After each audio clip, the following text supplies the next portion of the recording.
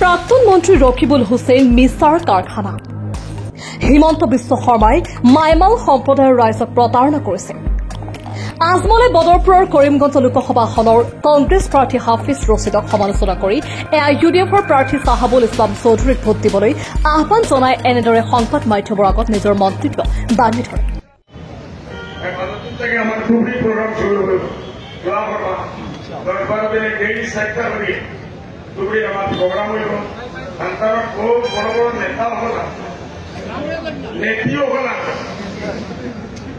নীতি আমৰা ৰকিবুল সাহেব ইনশাআল্লাহ আমি তো দোয়া কি ৰকিবুল দোয়া যত জিন্দগি তাৰ গুনাহ আছে সাৰাই ছয়বাৰ নিৰ্বাচনত পৰাস্ত হোৱাৰ পিছতো পুনৰ পৰাজিত হ'বলৈ নিৰ্বাচনত প্ৰতিদ্বন্দ্বিতা আগবঢ়াইছে হাফিজ ৰছিদ চৌধুৰীয়ে। সমাজৰ অসহায় মানুহৰ বাবে বিগত সময়ত তেওঁ কি কৰিলে এতিয়া সংবিধান ৰক্ষাৰ কথা কবলৈ আহিছে। কৰিমগঞ্জ লোকসভাৰ সমষ্টিক গুৰুত্বপূৰ্ণ বুলি ভাবে মুখ্যমন্ত্ৰী হিমন্ত বিশ্ব শৰ্মাই। বৰাকৰ বিভিন্ন স্থানত শাসকীয় দলৰ প্ৰাৰ্থী কৃপানাথ মাল্লা আৰু কংগ্ৰেছ প্ৰাৰ্থী হাফিজ ৰছিদ আহমেদ চৌধুৰীক পৰাস্ত কৰি কৰিমগঞ্জ লোকসভাৰ আসন দখল কৰিবলৈ বৰাক উপত্যকাৰ ইণ্ডিয়া জোঁটৰ নেতাসকলে অহৰহ প্ৰচাৰ চলাই আছে। কংগ্ৰেছে বিজেপি যিমানে প্ৰচাৰ চলাওক কিয় কৰিমগঞ্জৰ আসনত এআইইউডিএফ জিকিব বুলি আশা প্ৰকাশ কৰে আজমলে। নিৰ্বাচনী প্ৰচাৰৰ অন্তত কৰিমগঞ্জৰ বদৰপুৰ ৰেল ষ্টেচনৰ পৰা ৰেলত উঠি এআইইউডিএফৰ সভাপতি সাংসদ বদৰুদ্দিন আজমল আৰু কংগ্ৰেছৰ সাংসদ গৌৰৱ গগৈ একেলগে যাত্ৰা।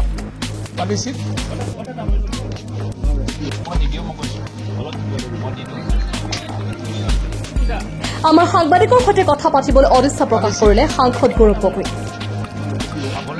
একেখন ৰেলত দুই দলৰ দুজন সাংসদে একেলগে বহি উভতি গ'ল গুৱাহাটীলৈ। কৰিমগঞ্জৰ পৰা মইনুল হকৰ ৰিপৰ্ট আসাম লাইভ। ইলেকশনের কত আগে হইতো 1% নাই এইবার আগে যেরকম হয়েছে হিস্ট্রি দেখো না। হাফিজ যদি জিতেন তাইলে আইনমন্ত্রী বানানোর জন্য বলছেন পয়লা জিততে দেবে রে বাবা। আইন পঞ্চায়েত ইলেকশন খানানি চাইছে, not parliament election. Parliament until and unless করে স্যার পুরা জিন্দগি রোনালা গুলাম নবী আজাদ নাই। হ্যাঁ সালাম খরচুরে টিকিট দিছেন না, কোন বড় মুসলিম লিডারে টিকিট দিছেন না, তানে আসাম থেকে হায়ার করিয়া আর নিয়া মিনিস্ট্রি দেবা পয়লা তো তারা মিনিস্ট্রি পাক্কা স্বপ্ন। আপনার বিকল্প নেতা মুসলিম নেতা হিসেবে আপনার বিকল্প নেতা কংগ্রেসে খারাপ করছে তাহলে হ্যাঁ কংগ্রেসে প্রদেশ জিন্দা রইলে তো ভালো। আমি তো আল্লাহ 20 বছর থেকে পলিটিক্সে আছি, তাই না আরো কতদিন জিন্দা রক্ষা পারে দিলাম। কংগ্রেসের তাই আপনারা দলতে কি আপনারা পার্টি কতটুকু ভোট পাইবা বা আপনারা কতটুকু আশাবাদী? আমি কি লাগবে আমরা পার্টি জিতিব, জিতেগা ভাই জিতেগা, তালা চাবি জিতেগা আছে। রকিবুল চৌধুরী জিকিলে মই ভাল পাম, আজমল জিকিলে মই বেয়া পাম। তাৰ কোন মানুহ তাৰপিছত এআইইউডিএফৰ আপনি হেলিকপ্টার ভিকারি बच्चा नहीं, तेरा भिखारी बच्चा तेरा जिंदगी गाड़ी किनते पारছে না, তারা হেলিকপ্টার কিনেছে।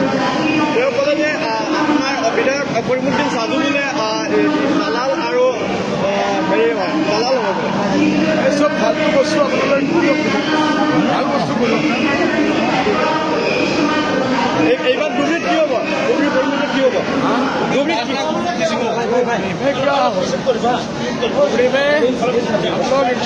इंशाल्लाह 10 लाख और करेंगे में 2.5 लाख वोट से जीते। धन्यवाद।